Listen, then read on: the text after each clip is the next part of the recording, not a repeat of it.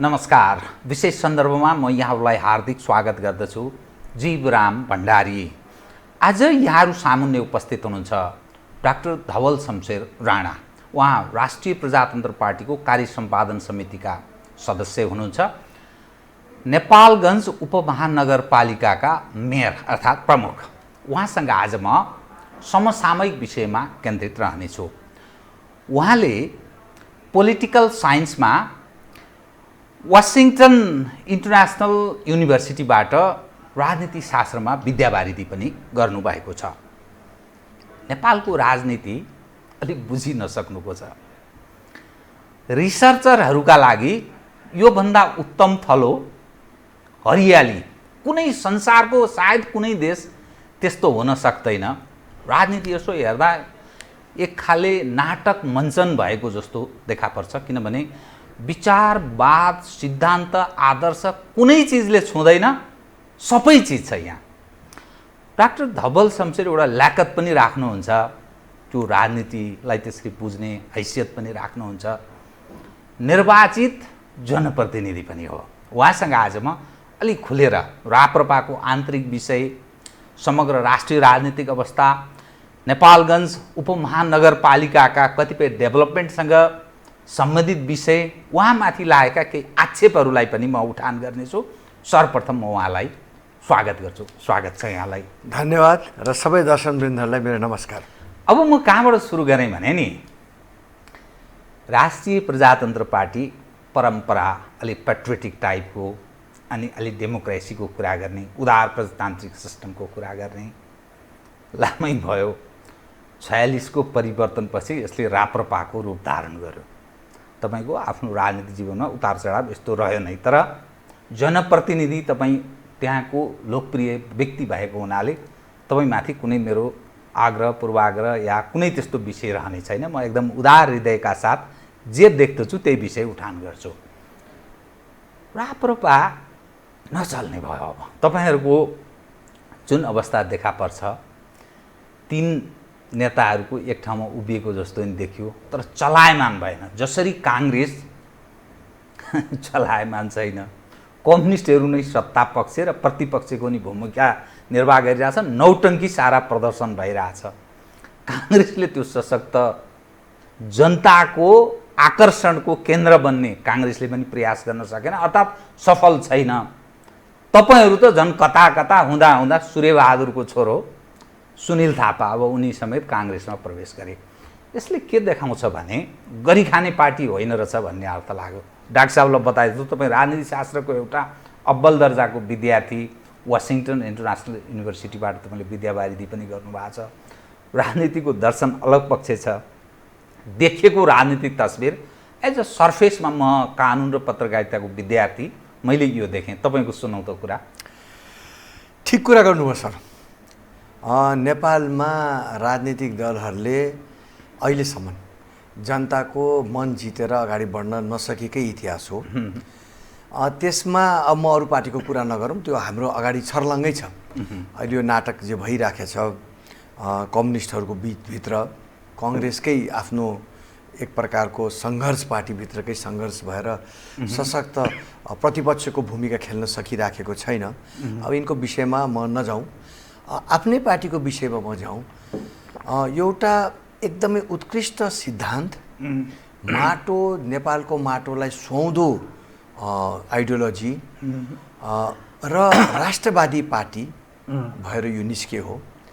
हाम्रो सिद्धान्त र विचार उत्कृष्ट हुँदाहुँदै पनि हाम्रा नेतृत्वले एकदमै सही कुरा गर्दाखेरि, नेतृत्वले चाहे 47 सालपछि होस् चाहे अहिले, एक ढिक्का भएर अगाडि नबढ्नको कारणले आज यो दशा र यो गति हाम्रो मात्र होइन, देशको पनि भयो।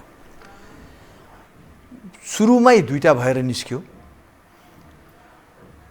तुड्दा फुड्दा फेरि एकचोटि अहिले मिलेको छौँ र मिल्ने बित्तिकै फेरि राप्रपाको सम्भावना छ है भन्ने नेपाली जनताको मानसिकता पुगेको पनि छ। र अहिले एउटा सम्भावनाको ढोका हाम्रो कारणले मात्र होइन, अरूहरूको असफलताको कारणले हाम्रो ढोका फेरि खोलिया छ।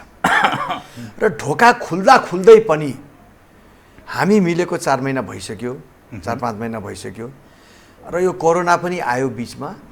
तर यो लरबर गर्दा गर्दा त्यो ढोका फेरि बन्द हुन्छ भन्ने कि यो डरले म यहाँ काठमाडौँ पनि आएर यो ढोका खुलै रहोस् र नेताहरू तुरुन्तै एक्सन ओरिएन्टेड पोलिटिक्समा गएर यो भ्याक्युम जुन क्रिएट भएको छ काङ्ग्रेस र कम्युनिस्टको यो असफलताको कारणले, त्यो भ्याक्युमलाई हामीले पूर्ण रूपले फिलअप गर्ने प्रयास गरौँ भनेर हामी मैले त्यो एउटा प्रयास र साथीहरू पनि मिलेर प्रयास गरिरहेको छौँ। के प्रयास भने के गर्नु? अब सबभन्दा पहिले त पार्टी हाम्रो तीनटा पार्टी थिए। तीनटा पार्टी अहिले संयुक्त भएको छौँ। अब विधानको चाहे विषय होस्, चाहे दर्ता गर्ने विषय होस्, चाहे योजनाको विषय होस्, चाहे कार्यान्वयन गर्ने विषय होस्, हामी एक ढिक्का भएर नेपाली जनताको बिचमा एउटा राष्ट्रवादी पार्टीको रूपमा र हिन्दू राष्ट्रलाई पुनर्स्थापना गर्ने र राजासहितको प्रजातन्त्रलाई पुनर्स्थापना गर्ने पार्टीको रूपमा दोहोरो रूपले हामीले अहिले प्रस्तुत हुन सक्यौँ भने ठुलो सम्भावना अहिले पनि नेपाली जनताको बिचमा हामी हुन सक्छौँ र एउटा राम्रो अल्टरनेटिभ शक्ति यिनीहरू दुईटै असफल भए, असक्षम भए, अब यसलाई फेरि एउटाचोटि मौका दिउँ भन्ने परिस्थितिसम्म राप्रपालाई पुगाउन सकिन्छ भन्ने प्रयास हाम्रो जारी छ। म अलिकति इतिहास सम्झाउँ यहाँलाई। जब 46 को परिवर्तन भयो तत्पश्चात मैले राप्रपा भन्ने मानिस नेतृत्व पङ्क्तिका मानिसहरूमा त्यो संस्कार छैन भन्ने विषय मात्रै मैले सम्झाउन खोजेँ। जन्मदै जुम्ल्यावर राप्रपा चन्द्र थापा गर, पछि फेरि विभिन्न कारणले एक ठाउँमा उभिए।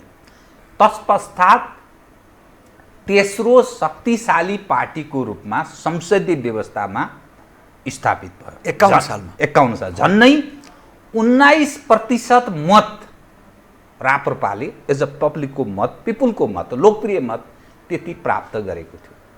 फेरि टुटफुट सूर्यबहादुर र लोकेन्द्र बहादुर चन्दको राणाको पछिल्ला दिनमा प्रकाशन लोहनी, पशुपति शमशेर, कमल थापा, केशर बहादुर विष्ट यावत सब आफ्नो कित्तामा विभाजित।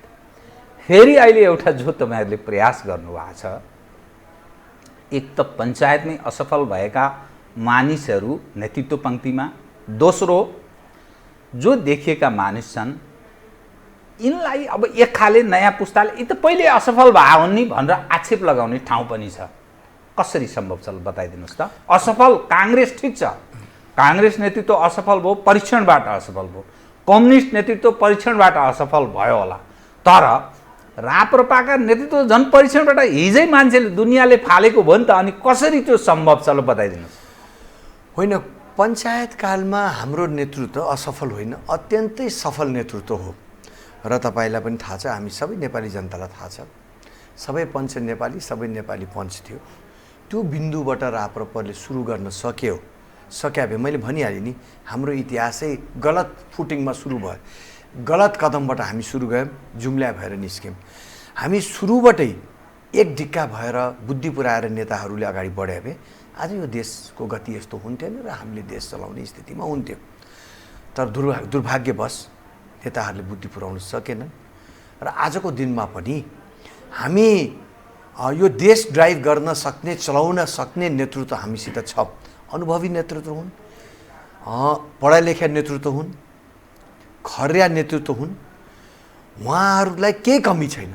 खालि कमी के हो भने मिलेर जाम, साझा हो, एक्लै सकिन्न, मिल्ने बित्तिकै जनताले पत्याउँछ, कार्यकर्ता आउँछन्, भोट आउँछ, जितिन्छ र देशलाई अगाडि बढाउन सकिन्छ भन्ने यो विश्वास हामीले दिलाउन हामीमा कमी भएको छ र बिस्तारै नेताहरूलाई हामीले सम्झाइराखेछौँ, बुझाइराखेछौँ, आग्रह गरिराखेछौँ र अहिलेसम्म फेरि मिलाउने प्रयास सफल भएको छ।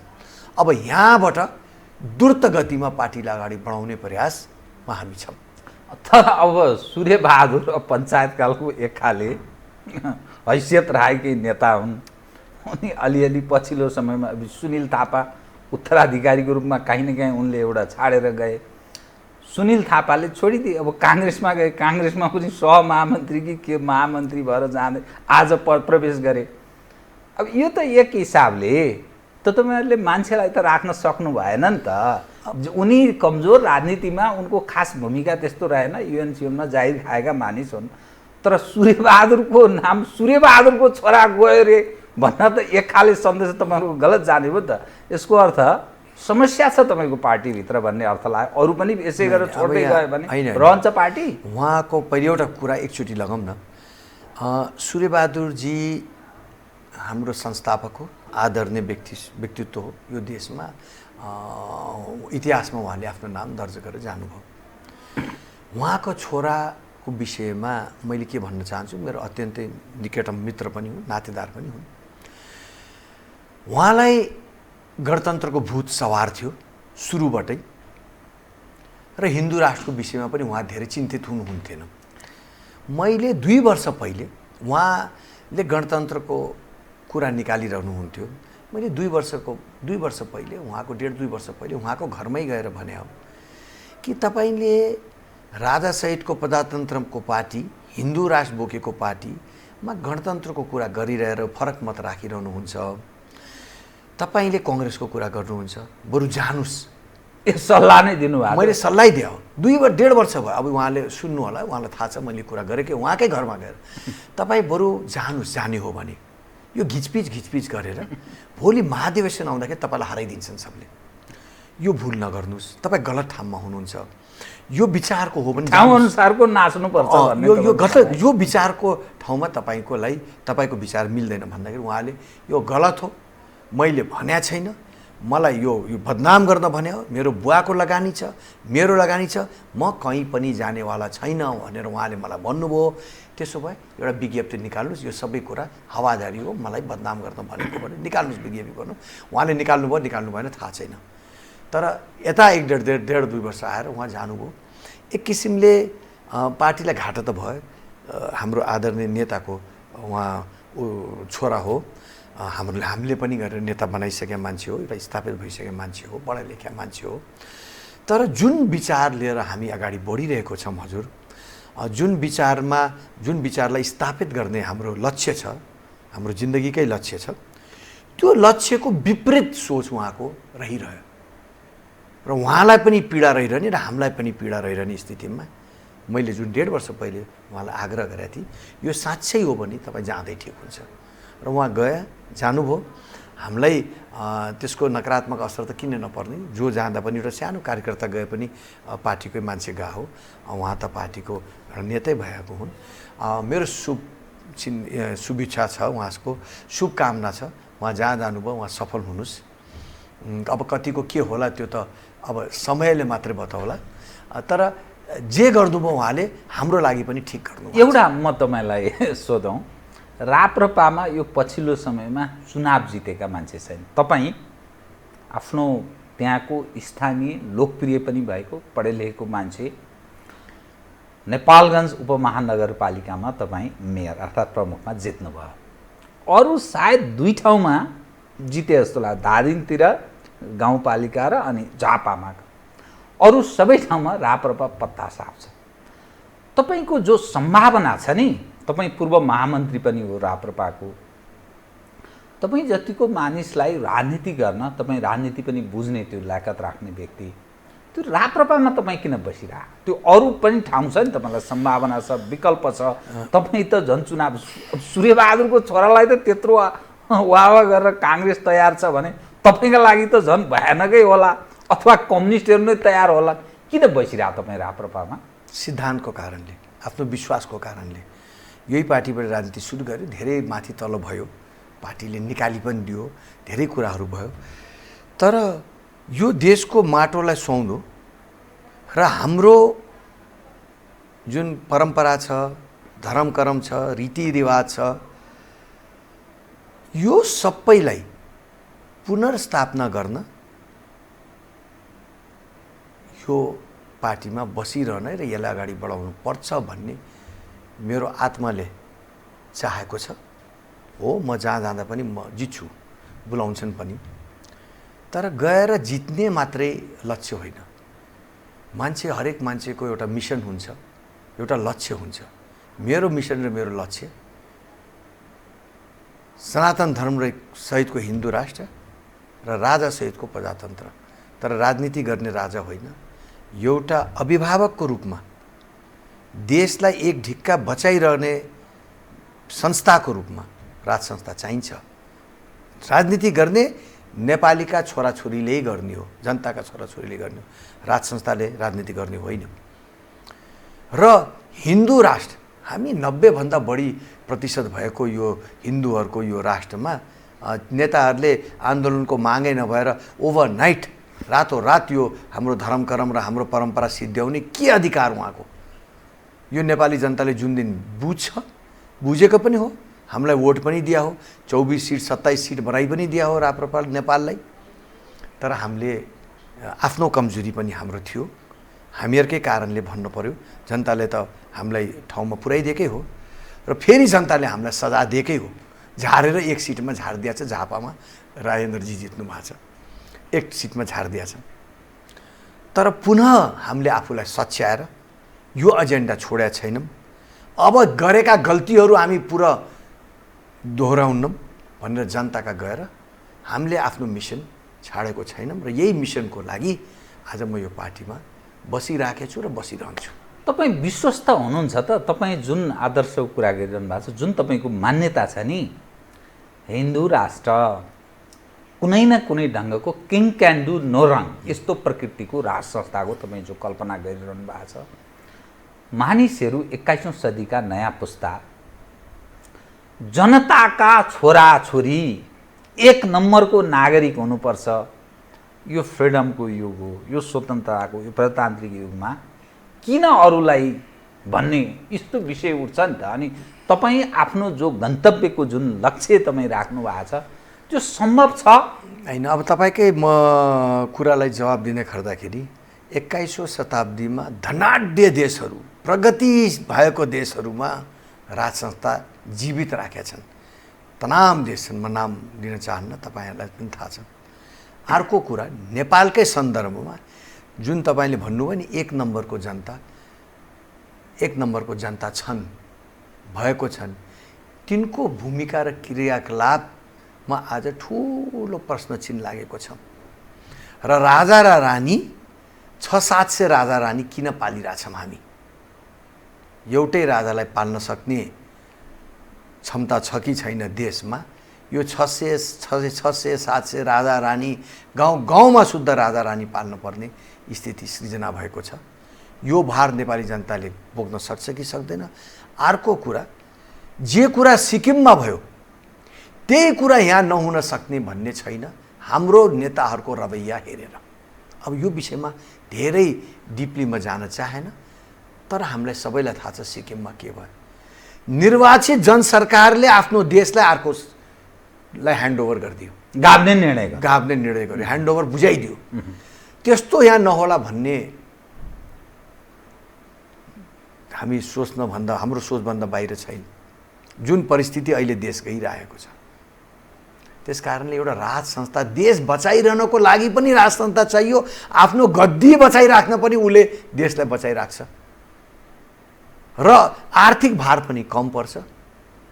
र यत्रो वर्षौँबाट 2000 वर्षबाट कुनै न कुनै प्रकारको राज संस्था चलेको देशमा हामी सबै 100 प्रकारका जाति जनजाति छौँ। सबैले राज संस्था मानिसकेर पचाएर हिँडिसकेको राष्ट्रलाई यो छिदरबिदर गरेको कारणले आज हामी कहाँ पुगेका छौँ मैले अब यो भनिरहनु पर्दैन। तपाईँ एउटा राजनीति शास्त्रको अब्बल दर्जाको एउटा विद्यार्थी भएको नाताले त्यो आउने उपाय के छ त? अब के विद्रोह गरेर कब्जा गर्नु पर्यो? जसरी कम्युनिस्टहरू अथवा काङ्ग्रेसहरू भारत सहितको सहयोगमा एउटा परिस्थितिमा प्रवेश गरे, एउटा राजनीतिक सिस्टममा प्रवेश गरे, कि त्यसै गरी विद्रोह या कब्जा गर्न सक्नु पर्यो, या चुनावको माध्यमबाट 2/3 बहुमतको सांसदहरूको उपस्थिति, प्रतिनिधि सभा सदस्यहरूको उपस्थितिबाट यो सिस्टममा आमूल परिवर्तन गर्नु पर्यो, या अरू केही उपाय केही छ त? के उपायबाट यो सम्भव छ बताइदिनु। हजुरले भने जस्तो 3टा उपाय छ। एउटा उग्र रूप धारण गरेर बन्दुकै बोकेर जानु पर्यो, लडाइँ नि लडेर, विद्रोह गरेर। दोस्रो, 2/3 बहुमत कायम गरेर संविधान संशोधन गरेर जाने। तेस्रो भनेर जनमत सङ्ग्रह गरेर जाने। पहिलो अप्सन हामीले आउट गरेछौँ। हामी नेपाली जनतालाई जनताको बिचमा सङ्घर्ष र विद्रोह र हानाहान मारामार काटाकारमा विश्वास गर्दैनौँ। हामी सबै नेपाली एक हौँ। कुनै एजेन्डाको लागि जब अर्को बाटो खुलेछ, हाम्रो लागि त मलाई माओवादीहरूसित पनि यही मेरो चाहिने असहमति थियो। जब बाटो खुल्या छ, संवैधानिक स्थितिबाट तपाईँहरूलाई आउने ठाउँ छ, चुनाव लड्नु कसले भनेको छ? लड, जित, 2/3 ल्याऊ, आफ्नो स्थापित गर। हामीलाई त्यो बाटो पनि खुल्या छ। नत्र अर्को बाटो भने के छ भने जनमत सङ्ग्रह गर्ने। केही विषयहरूमा जनमत सङ्ग्रह गर्नुपर्ने आवश्यकता थियो। हिन्दू राष्ट्रकै विषयमा, राजासहितको प्रजातन्त्रमा हामीले जनतालाई के भनिरहेछौँ? हामीलाई 2/3 ल्याऊ, हामी भोलिको दिनमा ल्याइदिन्छौँ। नत्र हामीलाई यस्तो स्थितिमा पठाइदेऊ कि हामी जनमत सङ्ग्रह इन्फोर्स गर्न सकौँ, लागू गर्न सकौँ, ल्याउन सकौँ, गराउन सकौँ। त्यसपछि जनताले जे निर्णय गर्छ राप्रपा तयार छ। हामी जनताले दिएको म्यान्डेटलाई होभयो मान्न हामी तयार छौँ।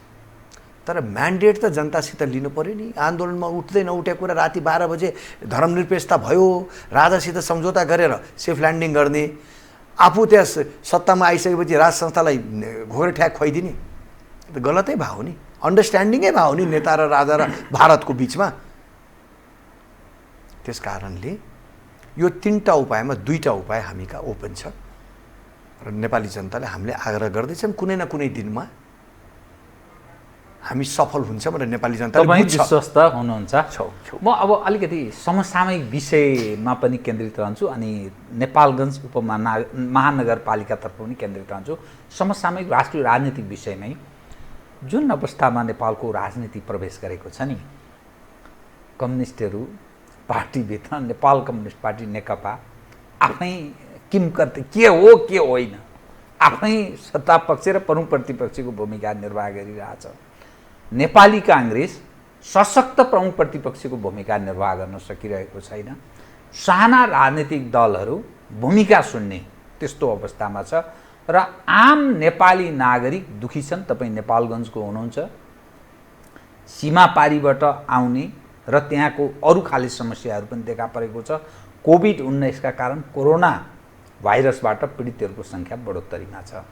यो समग्र अवस्था हेर्दा राजनीति के का लागि भयो जस्तो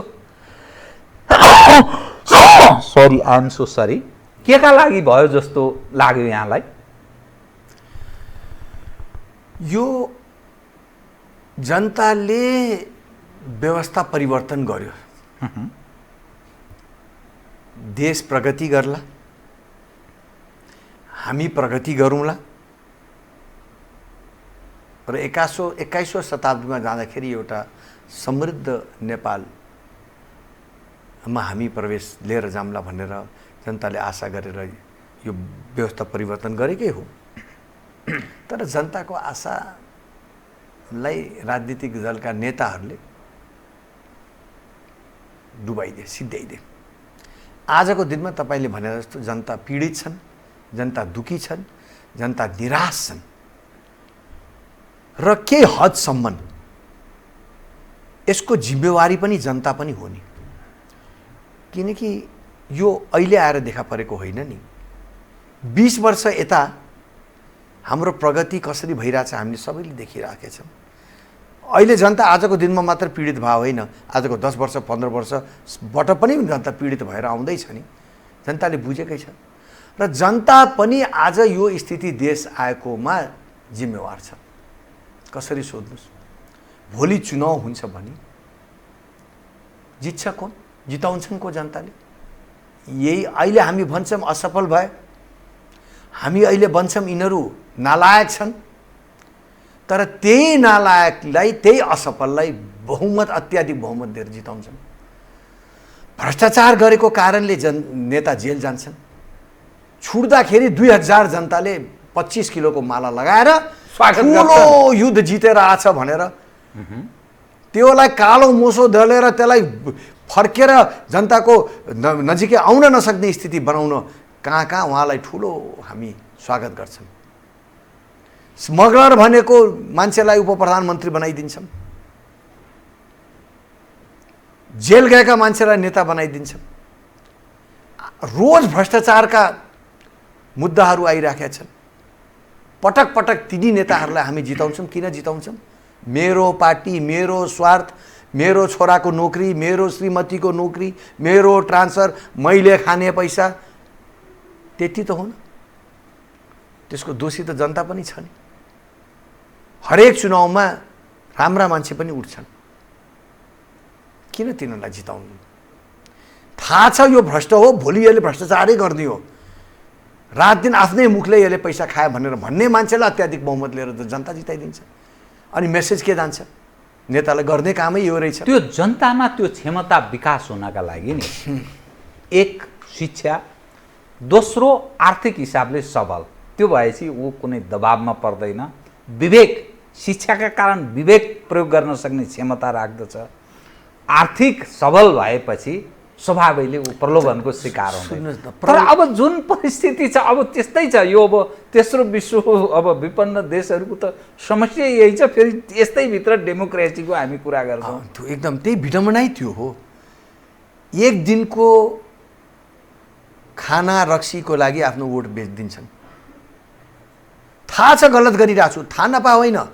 यो जनयुद्धले एउटा फाइदा देशलाई के गर्यो भने जनतालाई बुझ्ने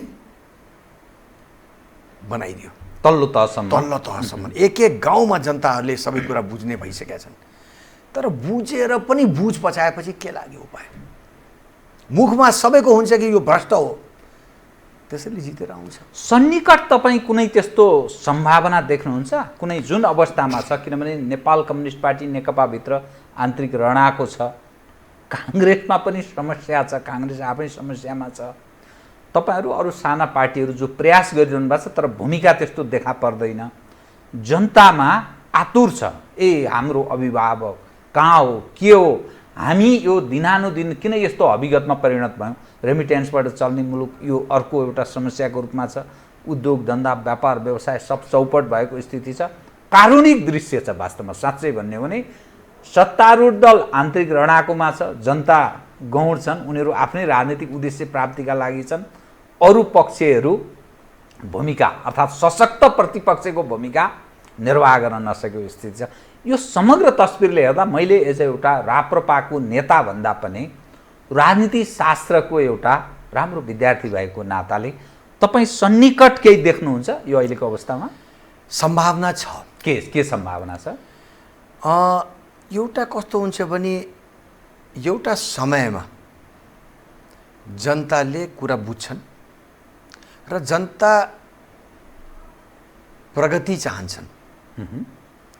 र डेमोक्रेसी भनेकै के हो भने एउटा पक्षलाई, एउटा समूहलाई मौका दिने र त्यो समूहले र त्यो पक्ष, अब त्यो चाहे पार्टी भन्नु चाहे जे भन्नुहोस्, राम्रो काम गर्छ भने उसलाई पटक पटक मौका दिइरहने, राम्रो काम गर्दैन भने कान समातेर बाहिर गरिदिने। यो डेमोक्रेसी नै त्यो हो। चाहे त्यो विकसित देशमा होस् चाहे हाम्रो जस्तो देशमा होस्। र त्यो देखा पनि परिरहेछ। जनताले नेपाली कङ्ग्रेसलाई दिएकै हो, बहुमतै दिया हो। त्यसपछि अहिले गएर कम्युनिस्टलाई दिएकै हो। हामीलाई पनि एक टाइममा 51 सालमा ठुलो भूमिका खेल्ने स्थितिमा पुर्याइदिएकै हो। अहिले पनि गएर राप्रपा नेपाललाई 25-26 सिट दिएर एउटा भूमिका खेल्ने ठाउँ बनाइदिएकै हो। अब पार्टीहरूले र नेताहरूले त्यो भूमिकालाई प्रभावकारी रूपले खेल्न नसकेर अथवा जनताको चाहना अनुसार नगर्दैन सकेर परिवर्तन हुन्छ। अब देश साँच्चै भन्यो भने परिवर्तनको सन्दर्भमा छ। यथास्थितिमा रहन सक्दैन रहन सक्दैन। तर एउटा मौका हुनु पर्यो नि, चुनाव हुनु पर्यो नि।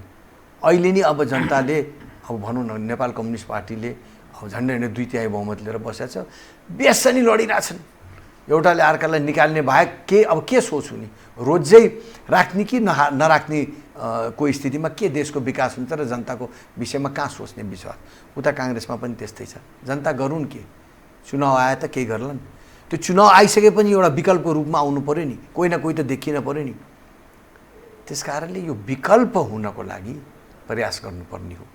विकल्पको तपाईँ सम्भावना र गुन्जाइस छ भन्ने ठान्नुहुन्छ। मैले भने अब म तपाईँको नेपालगञ्ज उपमहानगरतर्फ लैजान्छु है। हस्, म कार्यक्रम धेरै समय मसँग नभएको हुनाले एकदम छोटकरीमा, तपाईँ मेयर कि जनप्रतिनिधि, अब के गर्नुभयो त त्यहाँका लागि? त्यहाँ छाडा गाईबस्तु छन्, तपाईँमाथि गो हत्याको आरोप पनि लाग्यो, आक्षेप भन्छु म, आक्षेप आम संसारमा आएको कुरा, कुनै लिगल्ली होइन कि गाईहरू धेरै मरे, त्यसमा तपाईँ हिन्दू राष्ट्रको कुरा गर्ने मानिस, धर्म परम्परा मूल्य मान्यताको कुरा गर्ने मानिस, तपाईँका विरुद्धमा यसरी समाचार पनि आयो। अनि नेपालगञ्जको जुन एउटा अवस्था छ, बडा अप्ठ्यारो स्थिति, त्यहाँ खोला सीमा छ, नेपाल र भारत बिचका मानिसहरूको आवत जावतको अवस्था छ। यो कोभिड-19ले त्यहाँ एउटा सेन्टरको रूपमा जस्तो पनि धारण गरिरहेछ। त तपाईँको यो सबै ध्यान गएको छ, त्यहाँको गरिबी, पछौटेपन, अभाव, त्यत्रो एउटा सम्भावना भएको ठाउँ छ समथर भूभाग, तर डेभलपमेन्टको जो अपेक्षा मानिस गर्छन् त्यो रूपको त भएको छैन।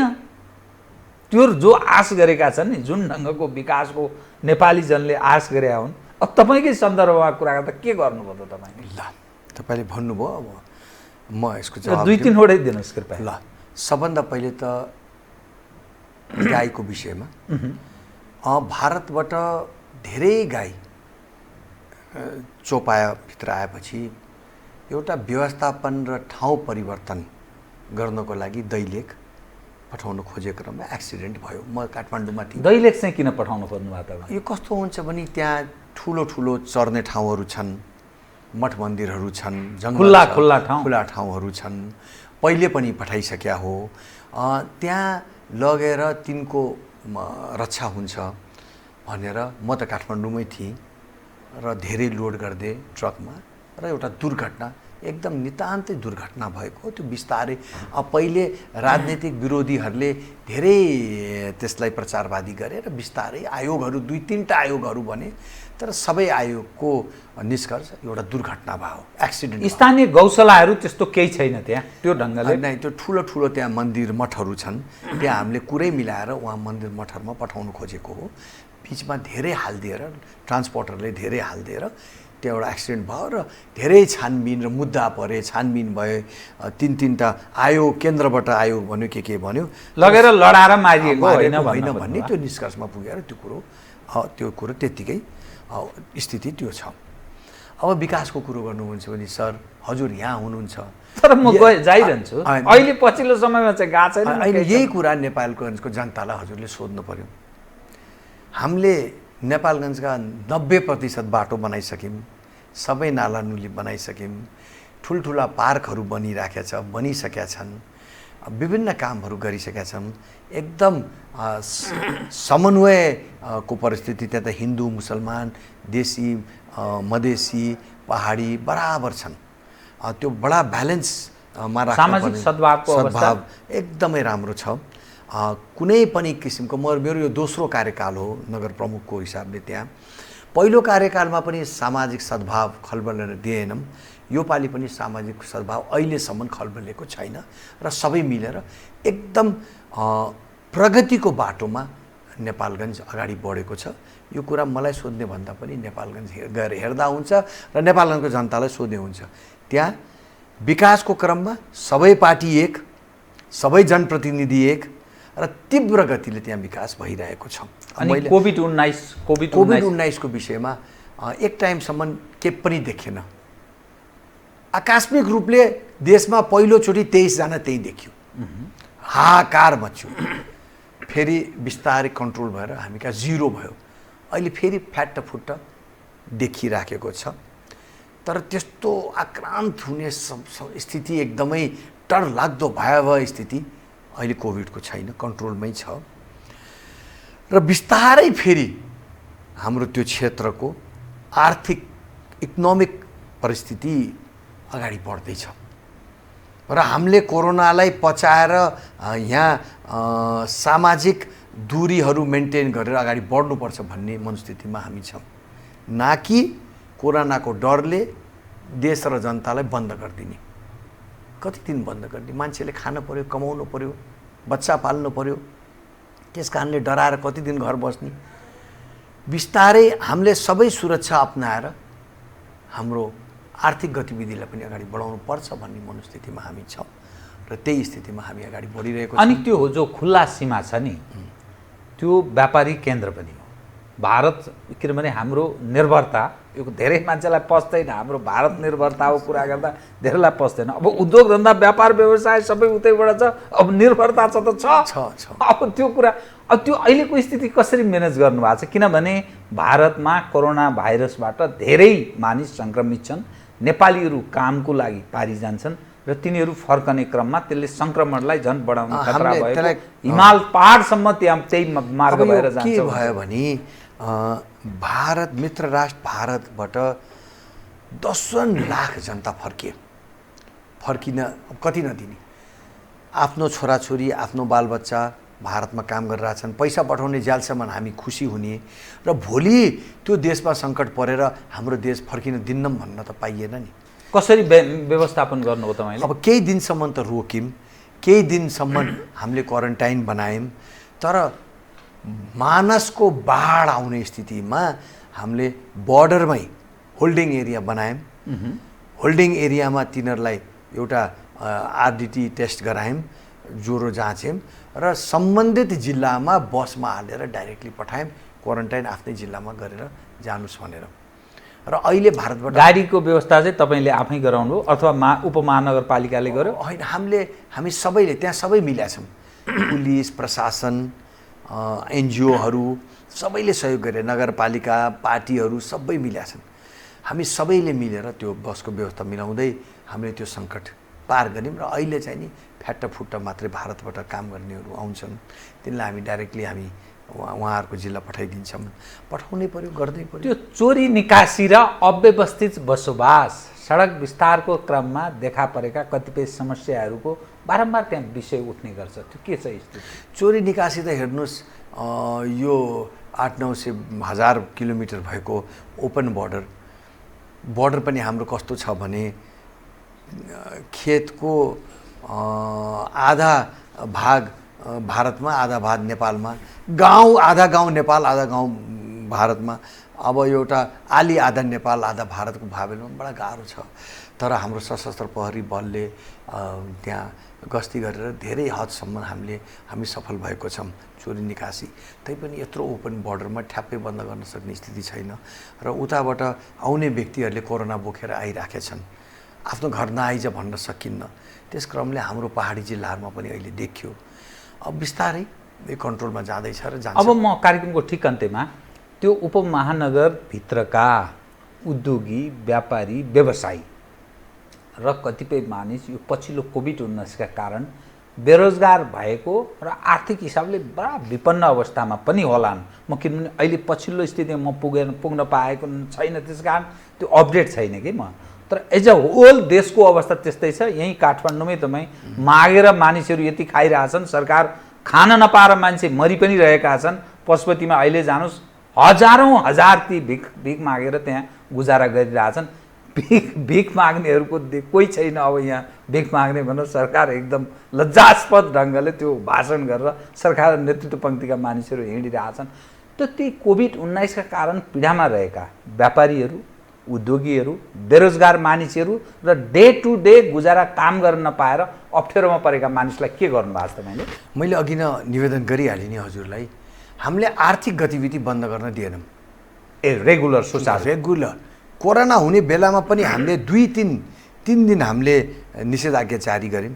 एकैचोटि 23वटा देख्दाखेरि देशमा सुरुमै अलिकति यो भयावह स्थिति अथवा डर र खौफको स्थिति नहोस् भनेर त्यहाँ त्यो 3 दिनपछि हामीले इकोनोमिक एक्टिभिटी नगरमा भइरहन दियौँ। गर्नुपर्ने पनि देशमा त्यही थियो।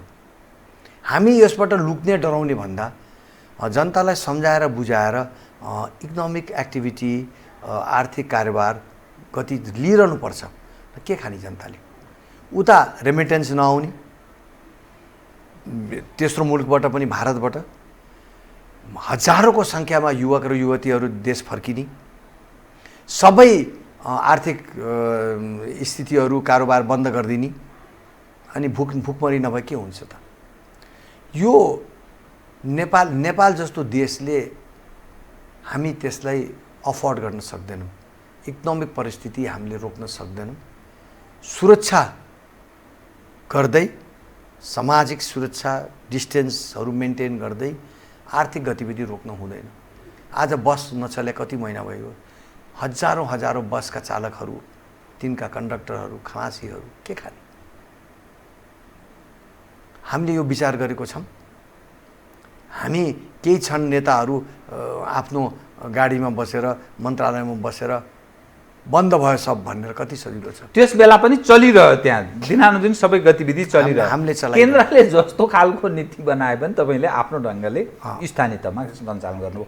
अब म ठिक कार्यक्रममा आधा मिनटमा सक्नु, यो जुन अवस्थामा नेपाल छ, तपाईँ पढे लेखेको मानिस भएको कारणले नयाँ पुस्तालाई तपाईँ के भन्नुहुन्छ त? जुन अवस्थाबाट नेपाल गुज्रिरहेको छ, आर्थिक हिसाबले विदेशीहरूको क्रीडास्थल जस्तो पनि देखा पर्छ, ख्यालठट्टा राजपाटमा त्यस्तो पनि देखा पर्छ, के भन्नुहुन्छ? म नयाँ पुस्तालाई यही भन्न चाहन्छु सर कि राजनीतिमा आउनुहोस्, पढा लेखा मान्छे राजनीतिमा आउनु पर्यो। देश आखिरमा नेताको हातमा हुन्छ। अहिले देशका नेता कति पढेको छन् हामीले त्यो विषयमा नजाउँ। यो कस्तो भइसक्यो भने राजनीति भन्ने तिरस्कृत, यो पढे लेखेका मान्छे अब काम गरेर फुर्सद हुँदैन, कहाँबाट आउँछ सर? सुन्नुहोस् न त, त्यस कारणले अब कक्षा 9 र 8 पढेका मान्छे राजनीतिमा जाने, लफङ्गा र चोरहरू जाने, बिस्तारै तिनी सिडी चढ्दै जाने, प्रधानमन्त्रीसम्म हुने, अनि तपाईँले तिनबाट के आशा गर्ने? अनि यस्ता नेता हाम्रो भयो भने आफू नजाने, आफू नगर्ने, आफू व्यवसाय गरेर एउटा आराम जीवन लिन खोज्ने, अनि भएका देशका भनौँ न स्कम अफ सोसाइटी राजनीतिमा जाने, राम्रो मान्छे नजाने, यो फोरी खेलो भनेर, अनि त्यही फोरी मान्छेहरू बिस्तारै बिस्तारै चढ्दै देशका मन्त्री र प्रधानमन्त्री हुने, अनि हामी जनताले बसेर तिनलाई गाली गर्ने। आफ्नो पढा लेखेको छोराछोरी आफू किन नजाने? किनकि देश त तिनले नै चलाउने हो नि, कलम त तिनको चल्ने हो नि। एउटा डाकाको हातमा, गुन्डाको हातमा, चोरको हातमा तपाईँ कलम पक्राउने, अनि यसले चोर्यो भन्ने।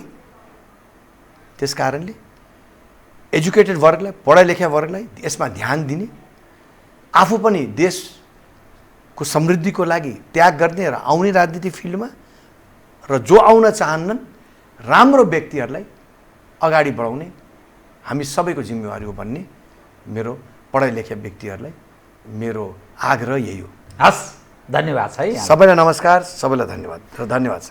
आदरणीय दर्शकवृन्द, उहाँ त डाक्टर धवल शमशेर राणा, राष्ट्रिय प्रजातन्त्र पार्टीका कार्य सम्पादन समितिका सदस्य तथा नेपालगञ्ज उपमहानगरपालिकाका मेयर या प्रमुख, समसामयिक विषयमा केन्द्रित रहेर गरिएको कुराकानी।